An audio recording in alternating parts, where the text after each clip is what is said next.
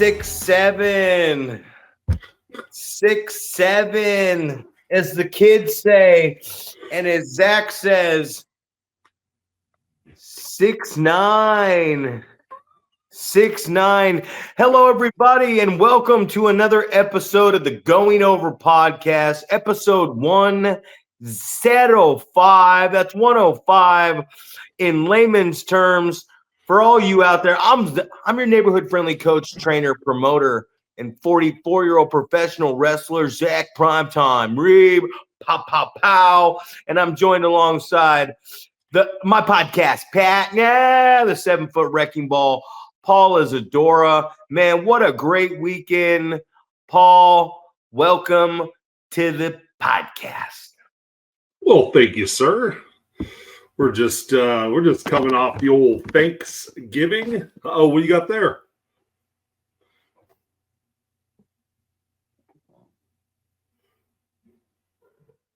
It's got a little shine on it, but WrestleMania 8. WrestleMania 8, the shine, there it is. Man, the Rowdy one meets the Hitman poster size, gifted to me today by the incredible producer himself, Dr. Haywood. And I'll tell you what, he gave this to me because he ran out of room in the new library. Sorry, thank God you're here. The new library he's making, and he said, "Hey, this would be perfect in the new office." And I know John would have loved it too. And I said, "Yeah, maybe." But I said, "You know what? You know where that's going to look perfect at?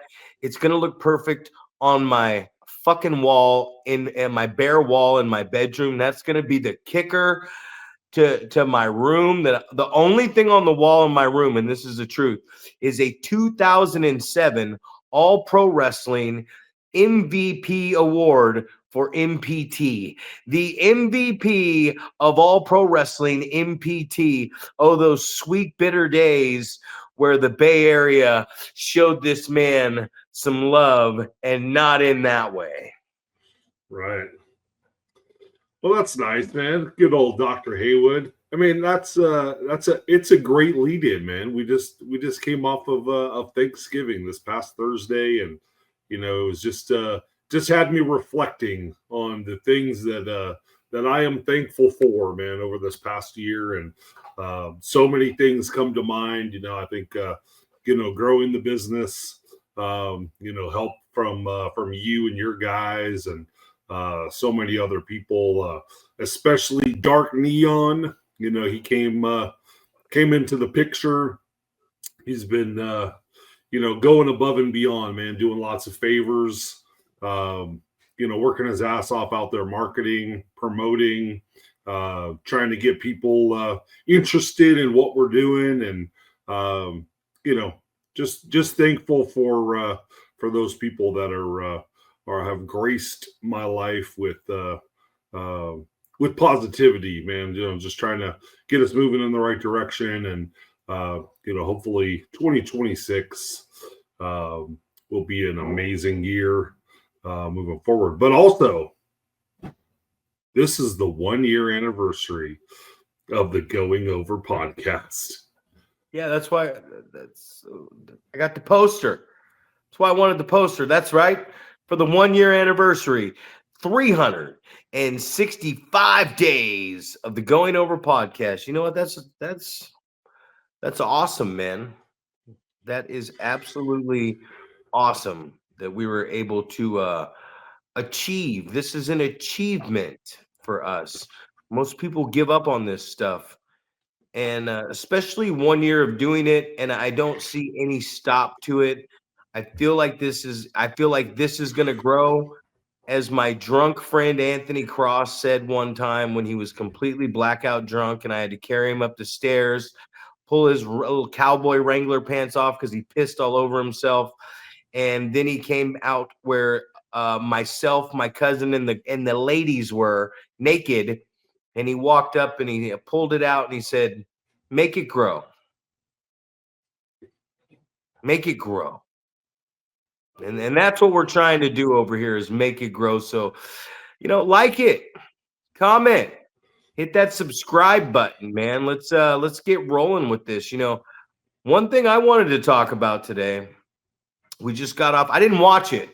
I watched the clips. We were busy yesterday. I went down to the Ugly Dojo matinee show.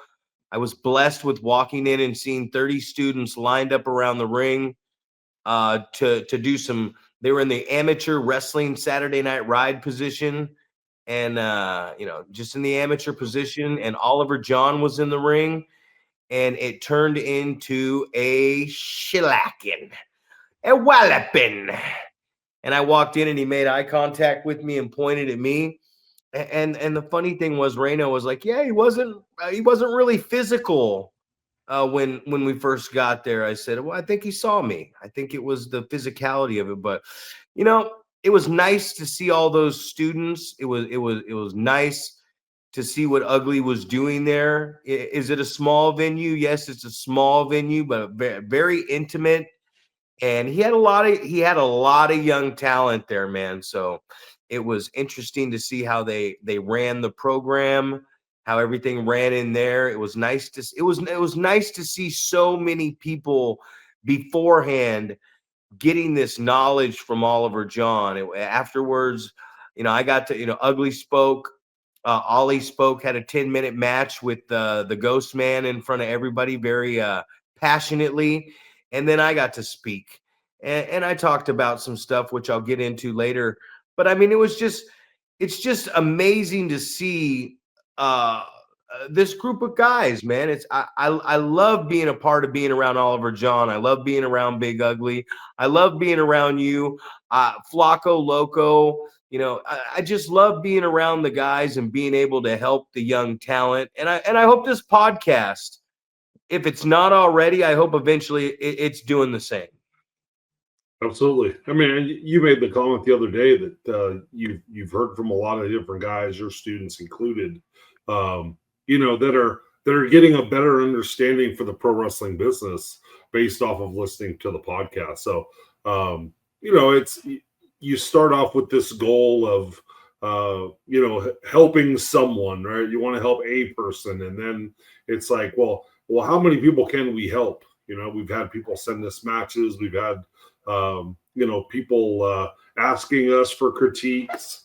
Some people get our critiques and no longer want our critiques because they just want someone to tell them that they're doing a good job rather than giving them some constructive criticism. But it seems like overall there's quite a lot of people getting something positive from what we're saying. And this is one of those situations. I've heard Ugly say it over and over, but it's like you might not agree with what we're talking about. Maybe our look at wrestling is too much of an old school view on it, or whatever. We might disagree on some stuff, but hopefully there's something that we're talking about that makes some sense that you can kind of filter, right? Listen to the whole thing, take the things that you can use, toss away the rest of the stuff that you don't think applies to you or is necessary or you already know or whatever it is or you disagree with.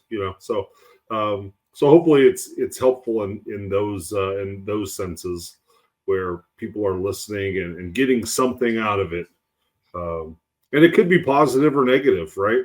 It's like, oh, these guys are talking about this, and that sounds like shit to me, and I'm not going to do that. So I don't know. I always think about watching bad wrestling and going, I feel like I can learn just as much from bad wrestling as sometimes I can from good wrestling. You find out a lot of stuff that you don't want to do, but at the same time, you go, oh, I see what they were trying to do, and if they didn't mess it up, it would have been something that's useful. So you can definitely get something good out of it. So hopefully that's the case here, even if you don't agree with what we're doing or talking about or our viewpoints or whatever. Maybe you can get something out of it. Well, I love what was going on down there. I love the old school vibe. I love that Ugly doesn't take any shit from anybody, And then Oliver John, it doesn't matter who you are. you will find out quickly getting into the ring in one of those little training sessions and seminars that he runs. Do you really want to be in the business? Because I don't believe, what I love about Ollie is if you're outside of the ring, I mean, it can happen there too, but if you're outside of the ring and he just meets you, and while he's doing this, he's funny. Like he's literally kicking the shit out of somebody, male or female, which is the best part. I watched him fucking pile drive a kid, old JT Hawk from East Bay Pro. I watched him just pick the kid up and jumping stuff pile drive this fucking kid, and he's like, I had him, man. I had him. And I was like, oh shit. I ran over to the kid and I'm like, well, post right here, do this next time. But what I love about it is I'm telling Ollie too, you're in the ring and I can see the fear. I can see when you're done with these people, them rolling out of the ring real quick and going into their little group in line. And they're actually like, the whispers are going. And it's believable. I'm believing that he's kicking the shit out of these people.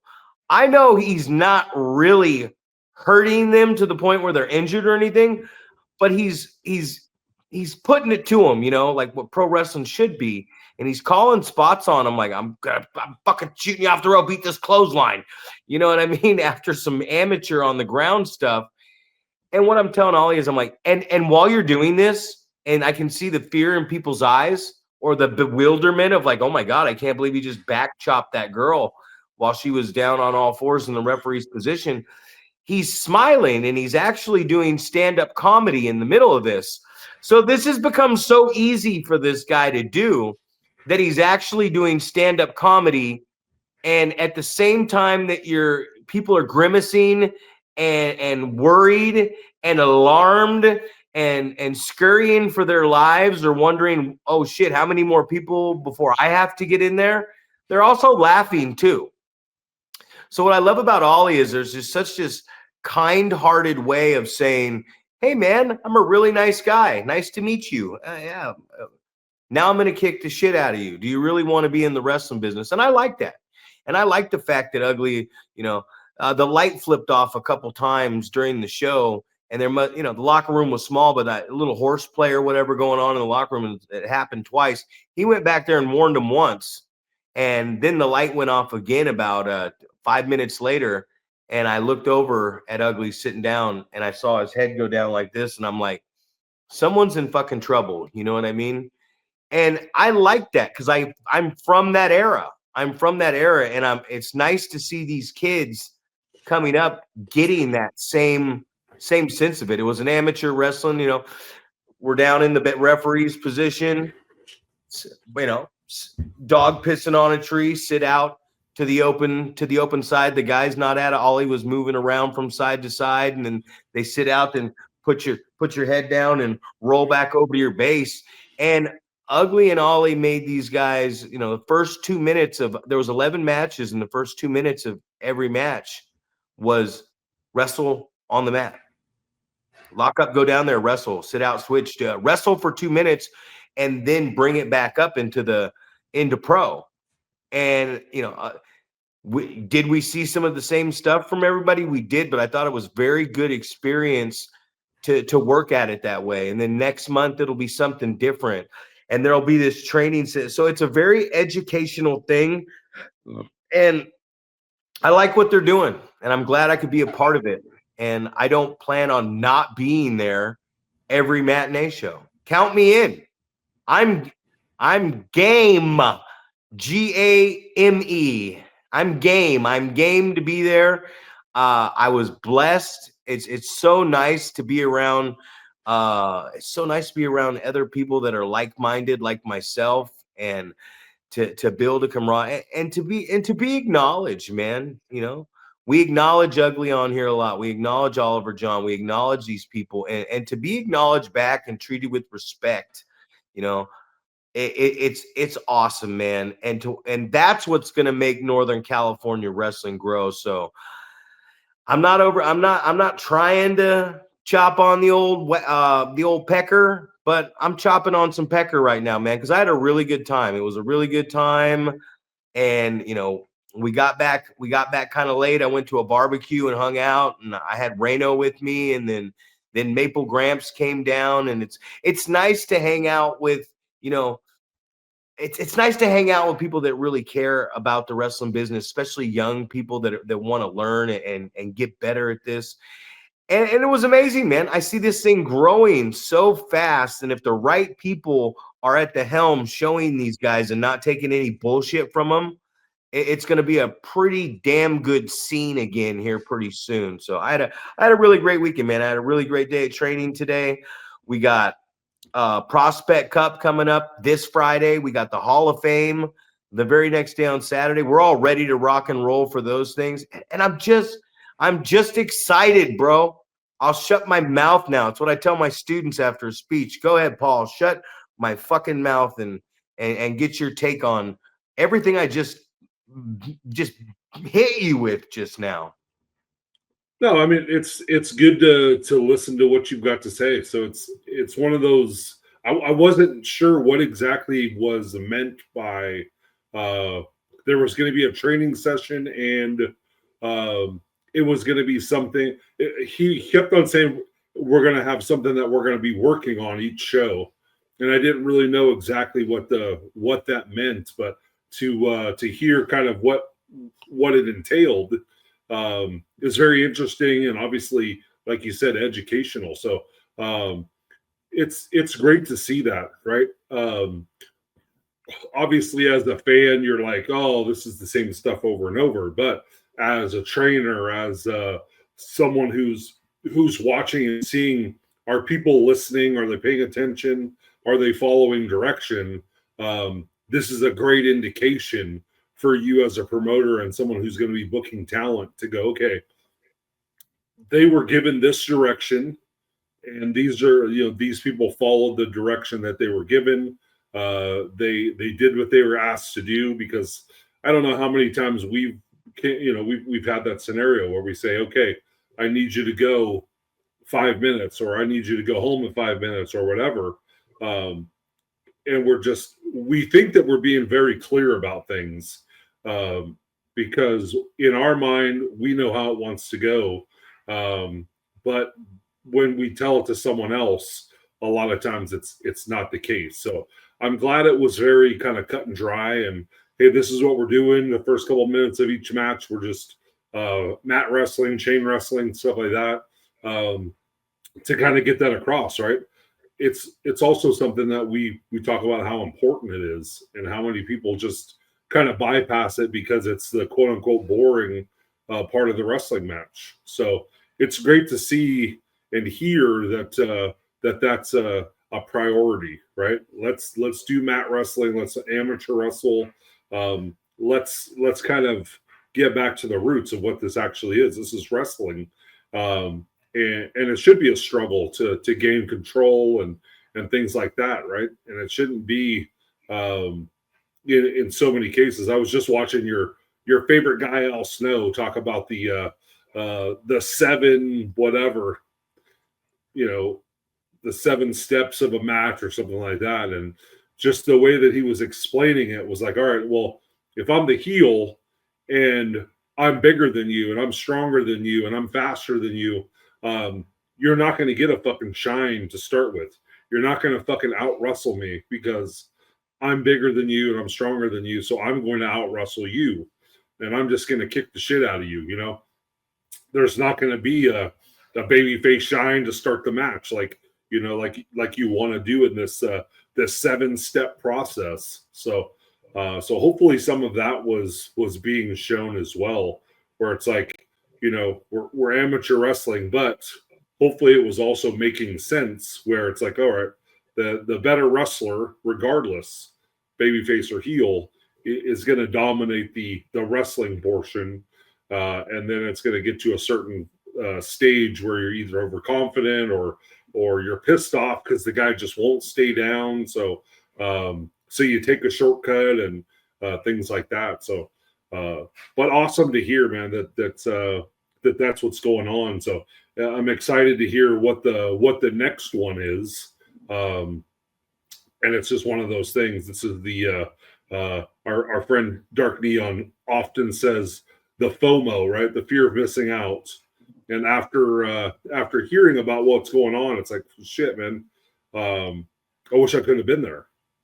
You know, I got to figure out how I can get there for these matinee shows, so I can also observe and see what's going on. You know, see you know, the up and comers.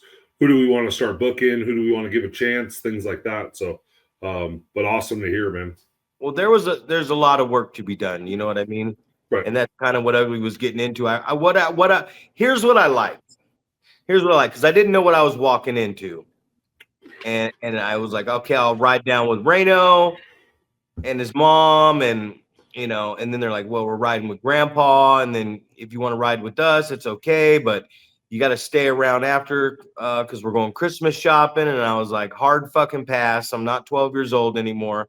I spent enough time in my parents' car with my brother at the Arden Fair Mall and Toys R Us and all that, waiting for them to come out with Christmas gifts. I no, thank you. I'm going to drive my own vehicle.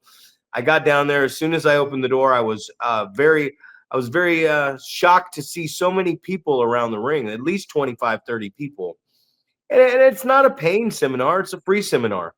You know, it's something that Ollie and Ugly are just doing.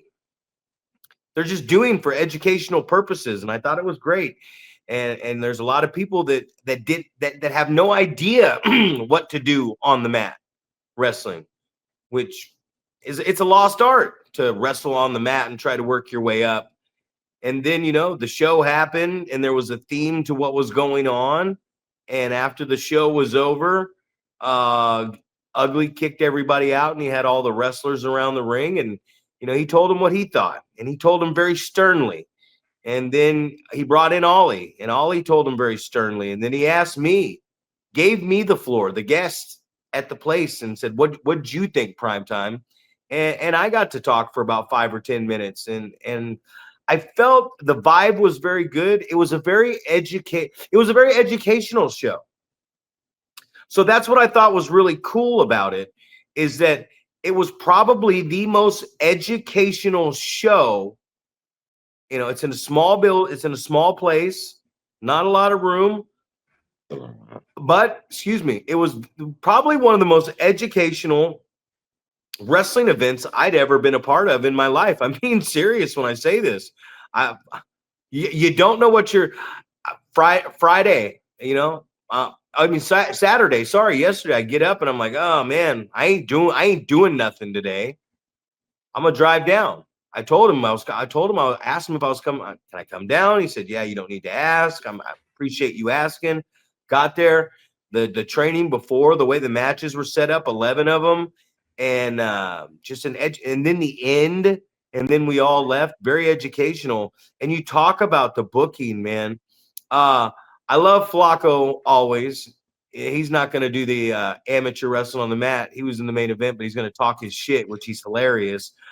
But when I looked around, Jules Rules, Jules Rules, Jules Santana. No, sorry, not Santana. Jules Raphael. Good look, very smooth in the ring. There was a kid he was wrestling. I believe he was wrestling. I think he's from SPW. He's got curly hair. His name was Chris. Amateur wrestler out of Folsom. He was decked out in the full Folsom amateur wrestling gear beforehand. Good kid, but he actually he's never been a bad guy, but he actually got that he was supposed to be a heel, and I thought he did a very good job of playing it. Always love watching Lo Devereaux with the boogie woogie gimmick. The guy just makes you laugh. I don't know how he could ever be a heel, but as you watch, the girls did very well, man. Watching the girls, they did very well. There was a lot of talent because I got to see 11 matches, so there was a lot of talent that I got to look at and go, are they ready yet? Absolutely not. That's why they're there. That's why they're working the matinee shows at the Ugly Dojo. And I just thought, man, it was just a very, very good educational day, because it started at I would say, because I got there, I would say it started at 10 and everything got over about 2:30. So 11, 12, 1, 2, 4 or 5 hours of education, and you're getting some what we're going to be working on beforehand with all these students with Ollie and Ugly, and then you get the 2.5 hour show, and they're working on that in front of a live audience. So we talk about in-ring psychology, right? They're working on the mat. So we're getting some mat wrestling going here and helping the students out, and then we're getting crowd psychology by having the live audience, and then at the end we're getting the breakdown of what this thing is. Like, we could sit here and learn moves all day long. The steps from the seminar to the show to the aftermath, breaking down the show with all these guys. It was a really educational day, and I'm glad I was a part of it. It was such a good day that I didn't give two shits about watching the Survivor Series. Not two. Maybe one, but not two. Absolutely. And I did not watch that either. But that should not be a surprise. I feel like I don't watch very much wrestling. Just because I'm busy, man, doing other stuff. So yeah. So I mean, what did you hear about it? What did you see? I know you're a big highlights guy. You like to watch the highlights of what's going on. So feedback on that. What did you see? Well, John Cena, Dominic Mysterio, great highlights from that. Great crowd reaction. Liv Morgan came back and slapped Dom and jumped in John's arms, and then did the same look John did to Cody Rhodes, and then kicked him right in the nuts, and he fell into the ropes. Dom hit the 619 and then the splash, and they went. Dom carried off 2 championship belts and a smoking hot Liv Morgan in his arms. The bad guys won the War Games. Somebody came in and hit the curb stomp, climbed over the cage in a mask, a hoodie, the dark Ninja Gaiden character. I'm thinking it's Austin Theory. And I heard a lot of complaints about it. And I heard a lot of complaints about it along the lines of like, oh, WWE's just mailing it in. They're just riding the back this year of John Cena and his retirement because every building's sold out. They sold 15 to 20,000 tickets to the Petco Field or whatever in San Diego just by showing a War Games image before they announced one match. Yeah. So it's not okay to make money. Ticket prices are too high, but 50,000 people are paying for these tickets. They didn't have to announce a fucking match to sell almost 20,000 tickets. Is that a problem? If the ticket prices are $600 for the lowest and this astronomical price for to get into the venue, and 50,000 people are willing to pay for those things and in advance before they even know what the fuck's going on, that's a problem. Making money is a problem. Oh, they're not telling the deep stories right now. Well, they don't need to. They can slow burn, and it's okay, because John Cena in his last year of professional wrestling is selling the ticket for them. We're building everything around whatever Cena's doing when he shows up. Okay, that's fine. You know what? Cena's last match is in December. You know what we got coming up when Cena's gone? We got the fucking Royal Rumble. You know what we got after the Rumble? We got the Elimination Chamber, and we'll find out who's going to fill in those other title matches from the Chamber. You know what we got after the Chamber with March, when we got March off and we got some time to build on TV? We got middle of April, 2 nights of WrestleMania in Las Vegas. Okay?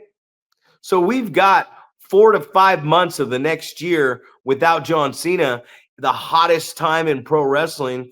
WWE doesn't really have to worry about doing anything really creative.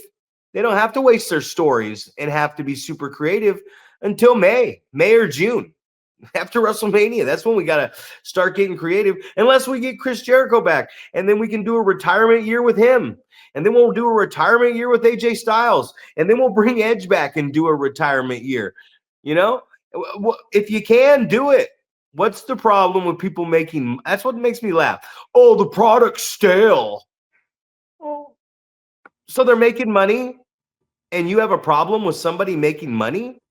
What's that's my take on it. Is you hear these people like, the product's stale. We could have got an extra match, a 4-match PLE.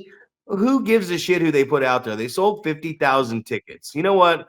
I'm at the point right now where it's just like, hey man, did the fans enjoy it? Did the fans have fun? Cool. That's what you're there for, right? Who gives a shit about a 5-star? Dave Meltzer gave me a 5-star match, and that's all I care about. Well, you're a mark.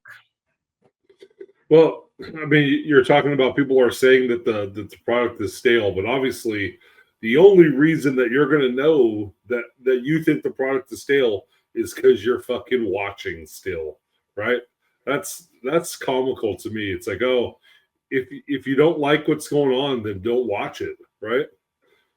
Because I don't know, it's just obviously you're still watching if you're going to be able to tell me what's going on. And that's always the most comical thing, that when you tell someone that, you know, you're a pro wrestler and they go, oh yeah, I used to watch pro wrestling too, and I just outgrew it, or whatever it is. And you know, then they start to drop their guard a little bit when you start talking about wrestling. Then all of a sudden they're talking about things that are going on currently on TV, and you're like, oh, I see. So you didn't want to admit that you're still watching it right now. You're just going to say, oh, I used to watch it when I was a kid. But as we talk a little bit more about it, you come to find out like you are still currently watching pro wrestling right now. And, you know, and I think it's funny that there's still a little bit of embarrassment that goes with that. You know, you don't want to be, I don't know, whatever it is. You don't want to be stereotyped as the wrestling nerd or whatever. You know, you have so many people that are, you know, watching all types of stuff that is, you know, you would consider nerdy, right? If you're watching Star Wars or Star Trek or, you know, Lord of the Rings or anything like that, you know, people are like, oh, kind of look down on you or whatever. And then the stigma is the same. You know, it's like, oh, I still watch this, you know, this phony fighting, and you know, people are giving me a hard time and go, you know, it's not real, right? It's like, well, it's entertainment, man. It's you know, you go to a movie and there's special effects, and you know, obviously, you know that stuff isn't real, but you still are entertained by it. So, yeah, just comical to think about that. You know, that people are going to complain about it, but obviously, you're still going to turn it on. You're still going to pay for the PLE. You know, whatever it is, you know, you're going to complain, but you're still going to continue to watch it, right? Well, we're so critical, right?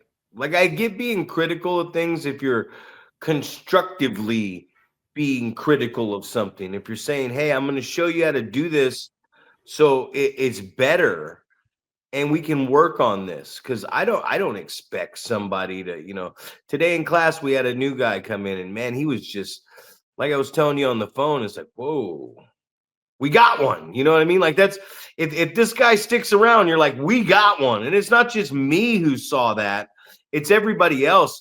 And then the guy's so humble and he works so hard, and then he's like, I'm gonna be at everything. And you're like, what? You're like, oh yeah. He said, yeah, no, I'll be at the cup on Friday. Hall of Fame, yep, I'll be there too. What days do you train? I'll be there too. He said, yeah, my mama told me that anything you do, you just got to jump right in. He said, and be the best at, even if you want to be a garbage man, you be the best garbage man. You know what I mean? And just how quickly you would tell this guy something, and you could tell he was there he wants to do this. And that's infectious. It's not just infectious in like the coaching. It's not just infectious. It spreads across everybody else too, because they're like, fuck, now I'm gonna step my game up today because this guy looks right now like he could take my spot. Oh, and he's gonna work his ass off too, and it was just day one. So just so much excitement that goes on. I had such a great couple days, and then here we are. Thank God for John Cena, man. I'm gonna say that, if it wasn't for a guy like John Cena, where does wrestling go in with the product? You know what I mean? Like, do we survive after this attitude era and buying out WCW and ECW? The ruthless aggression era that John Cena supplied with, Randy Orton, Brock Lesnar, John Cena, Randy Orton, Brock Lesnar, and Batista all came out of that Ohio Valley foursome, man. And they gave us a lot of greats. Those are Hall of Famers, man. And those are guys that did that. So it's just always exciting to see the business evolve. I'm running on a really high. I'm running on a really high tempo. As like I said, we got the cup, we got the Hall of Fame. I get to see a bunch of people I haven't seen in a while. I just feel like the wrestling business, I feel like we're very critical of it, right? I'm not as critical as some of these guys about AEW. I'm not as critical about that as those guys are. I feel like what bothers me about them is they have the money. The guy who has the money has the passion for it, and there's enough good people around, like guys that know what they're doing around in that company, and there's so much young talent. Let's have these guys do that. I watched a little bit of Darby Allin versus Pac from Full Gear, just a couple, like a bit of the match, and it's like they're doing the moves until they stop doing the moves. So these guys know what they're doing. I think that's what pisses me off the most, is they know how to do it. They know how to work. They know how to perform and wrestle and do all this stuff. They just get to the point of the match where they're like, okay, now we're going to light each other on fire and stick shit up each other's ass and jump out of a ridiculously high place for no apparent reason whatsoever. So it's not that I don't think the talent is there for AEW, but then these two companies are also night and fucking day, right? Like, one gives you a 2.5 hour pay-per-view with 4 to 5 matches, and the other gives you a 9-hour fucking pay-per-view, an 8-hour job with lunch and the hour of overtime, and 15 fucking matches. That one's highly story driven, where they don't do a lot of risk, and the other is just fucking murdering each other. It's like I hear it all the time, but there's no balance in the middle of this shit. Absolutely. Well, and I would say some people would argue that you don't want the product to be the same, right? You don't want to base your company off of what WWE is doing, right? So you hear a lot of arguments like that. You don't want it to be like just a copycat of something else that someone else is doing, right? Because then it looks like you have no originality. You don't know what's going on. So I would say to the AEW's defense, that's probably what they're trying to do. They don't want to be WWE light. They want to be something completely different, something of their own, where you go, you think about the buzz, right? You talk about, publicity in general. A lot of people will say, hey, well, bad publicity is publicity, right? You got people talking about you.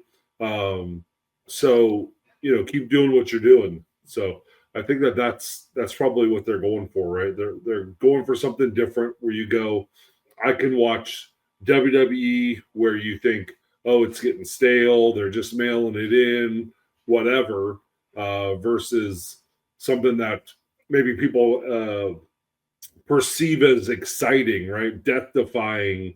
And we've had the conversation about I'm looking to just get those the holy shit chant because I didn't die on whatever this death-defying move that I tried to do, or falling out of a balcony and landing on the concrete, or whatever it is. Whatever this near-death experience that you had, it gets people looking at it, talking about it, and going, holy shit. But is it worth it? Is the punishment on your body worthwhile to get those reactions, and how long do people remember what's going on? You think about the Hell in the Cell thing with Mick Foley. That's been something that people have looked back and talked about for decades. Are people going to do the same thing about some of these other things that people are doing, to get a reaction out of people? So I don't know, man. What is your opinion on that, as far as, not wanting to be WWE light or something exactly like, I don't know. You think about so many times where you go, oh, such and such just did a similar storyline to this, or they're just copying that, or whatever the case may be, because something is so similar. Well, it says it right there on AEW's social media. It says sports league. It says like AEW underneath the description is sports league. Why are we keeping stats? Why are we keeping wins, losses, and draws? Well, no contest, whatever. Why are we keeping these stats if we're just going to, I don't know, take someone's head and dunk it in a fish tank? If the matches are going to be hardcore, if the referees doesn't matter, why call it a sports league when it's not a fucking sports league? There's nothing sports about this shit. This is straight up just a bunch of moves. It's very athletic. It's very impressive. No doubt in my mind, but it's not a fucking sports league. I think it's so oxymoronic to be like, we need a statistician, and this guy is 36, 1 and 2 for what? Who gives a shit? Is there really a record that needs to be kept if everything is a multiple man match? Like, you don't have a baseball game where there's fucking 4 teams playing at one time. You have one team versus another team. Could you imagine if they just widened we got a full court this way, and then they're across for, like, mixed in with it is another full court this way, like an X, and it's 2 basketball courts, and we got 2 one-on-one games going on. But also, if the other teams start mixing in with the other directions, all 4 teams can play each other.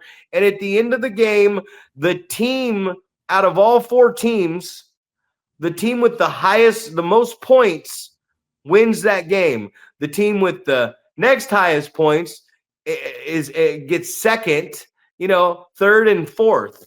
No, that's not the way this happens, man. And it's ridiculous, because that's what it's like. It's like, why you keep a record because one team plays another team? You know what a team is? A fucking tag team, a trios team, I guess. Why do trios? If you haven't established a tag team division, why the fuck are you trying to establish a trios division? Oh, I get it. Because it's more exciting because there's 6 guys jumping around instead of 4. You know what I mean? So it's not a sports league. So that's my opinion on this side of the coin, is that's not a sports league. And then if you look at the other side of the coin, you just said it, Hell in a Cell. What was Hell in a Cell? Hell in a Cell, who was in the first one? Undertaker and Shawn, right? Okay, now let's see what the theme here tell me what resembles, like, what does these 2 Hell in a Cells have in common? Undertaker, Shawn, first Hell in a Cell. The second one, Undertaker and Mick Foley, Mankind. So what do those 2 Hell in a Cells have in common? Taker, man. The Undertaker. that not only was that match specifically built for him, Hell in a Cell. It's Hell in a Cell because who came out and ripped the door off at the first ever Hell in a Cell? Kane. Hell in a Cell. And Taker's back for the second one. Now it's just, we got 2 women's War Games matches. We got 2 Royal Rumbles. We got 2 Money in the Banks. We got 2 Elimination Chambers. We don't need that. Hell in a Cell was amazing. And then they just kind of ran it its dick in the dirt. And then they came up with the Elimination Chamber. Well, I guess, man, but War Games, they didn't really need a War Games at this thing. They could have settled that matchup in a 5-on-5 Survivor Series style match and still had the mask hooded wrestler come out at the end and cost them. They just put a cage around these guys. There was no need for it. So, one company's over here trying to act like they're a professional sports league keeping stats, but they're doing all the same stupid entertainment shit. They're like the pay-per-views are the big sellers. Yeah. Well, there's no need for a fucking record at the pay-per-view because none of these matches have any fucking rules. It's not a league. It's not a game. It's fucking entertainment. And then on the other side of the coin, these guys think everything the men have to do, the women can do better. Absolutely. It's my opinion. Well, it's a good opinion.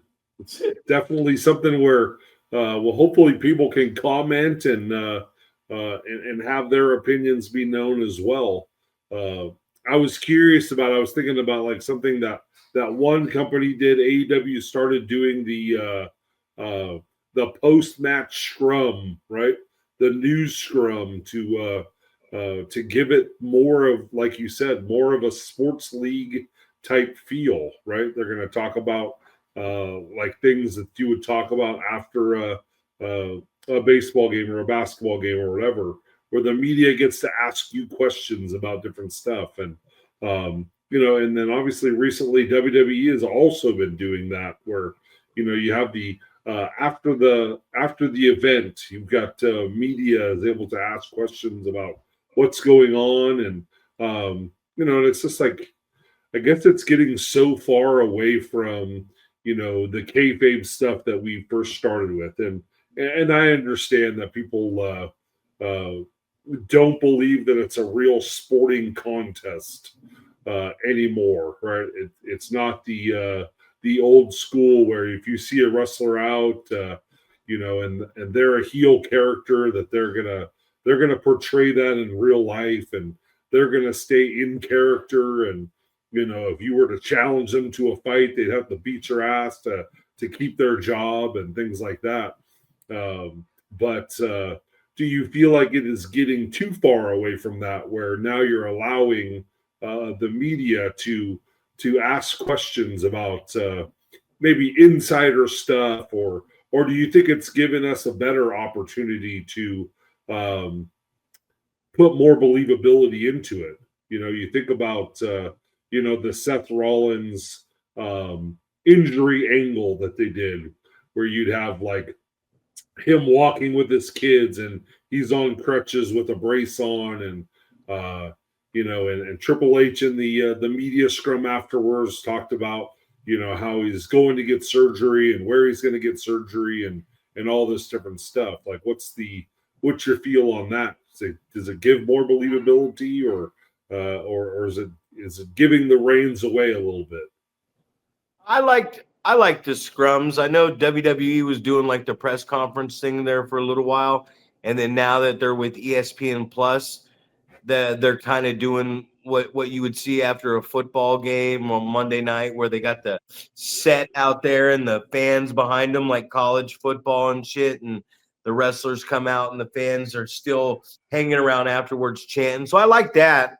I like that situation at the end. I liked the before. I like the show. I like the after, just like with the training. I like the before. I like the show, and I like what they did after on Saturday. The scrum, you know what it reminds me of, the scrum, because we talk about a sports league. stats. It reminds me of a bunch of Dennis Rodmans on a press conference. Because Dennis Rodman was a wild character. Fuck, he was in WCW against Karl Malone with Hogan and Sting or whatever. But I have a hard time, first off, buying into the scrum at AEW because I just watched these phony characters in a sports league, and then they come out and they still continue to try to play the phony character in the scrum. And if I have to hear Tony Khan say great one more time, I'm going to staple my nuts to a stack of fucking paper, right? Like, oh, we're great. This is great. This is great. The company's great. We're great, great, great, great, great. Hey, I'm going to give Tony credit, man. That he's at every show because he said it in the interview with Ariel Helwani. Terrible interview, by the way. But he said, I'm the only person who's at every single show. And I think what?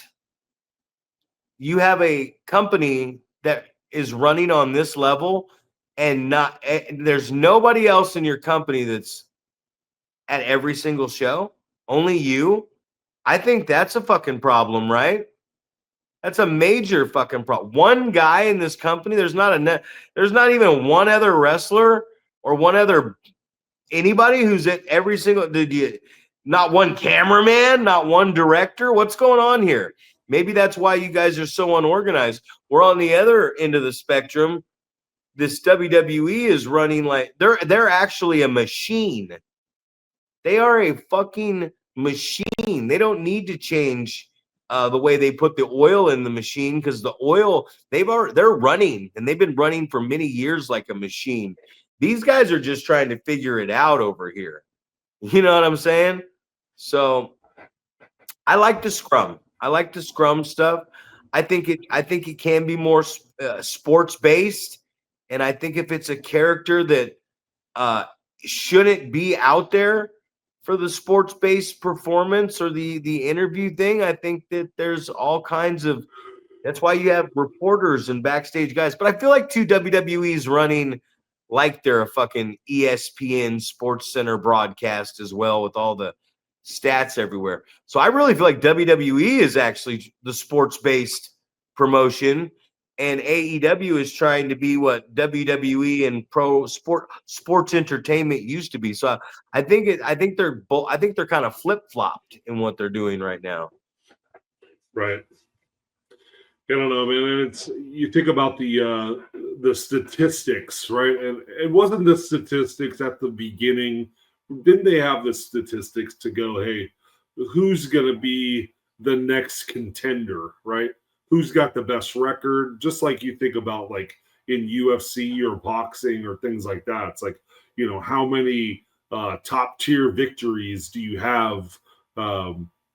This is how you build your resume to prove that you're worth the that you've worked your position into getting a title opportunity and getting a chance at the champ and things like that. But it is so difficult to say, this victory means more than another victory when a lot of times it's very 50-50 when you're booking, because you don't want somebody to quote unquote look weak, right? You don't want someone to lose because that'll make them look weak and things like that. So, obviously it started off that way, but the way that you just described it was like, oh, this guy's 35 and 1 or whatever, and it's like, well, what exactly does that mean? Right now, does that mean that this guy is next in line for the championship? Does this mean, like you said, does it mean nothing? It's just a statistic that they put up on the screen, and it doesn't hold any weight. It doesn't sway them into a specific position on the card or anything like that. What exactly do the statistics do nowadays? Well, what would make the most sense and what would be fucking hilarious if we're over here complaining about Tony Khan and his inability to book and it not making any sense. What if Tony Khan, like, what if for 1 second, what if Tony Khan is actually booking off of the stats? You know what I mean? Like, what if we're the dummies over here? What if Tony Khan? Oh, 5 minutes remain in this podcast. 5 minutes. What if Tony Khan it's like, why the fuck is uh FTR wrestling the Young Bucks or whatever? Like, why is this guy wrestling this guy? And then Tony's sitting here in his little room going, well, because they're both 7-5 and they're both coming off of losses on the same program. So in my stat book, they're next in line to face at Collision on July 14th, and it's going to be incredible. The winner is actually going to face the loser of Collision the prior week before, and that's how he's doing the booking. And we're over here going, this doesn't make any sense why these guys are wrestling. And then we were fooled at the end of the day because AEW is a sports-based promotion and the stats do matter. And that's why Hook got a championship match. Why did Hook help Joe and turn on Hangman Page? Because Hook had a better record, but Hangman Page got the title shot before him. So the statisticians and the matchmakers cheated him out of his championship match. Like, what if that really is how they're booking their programming? And we are sitting here going, this is not a story. No, it's not. It's a sports-based promotion that's running off of wins and losses and percentages.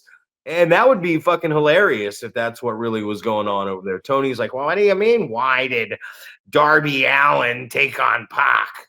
They both were out for 6 months. One guy was climbing Mount Everest to stake an AEW flag on top as he risked his life. And the other guy, fucking Dickie Dakin, snapped his fucking ankle hanging off.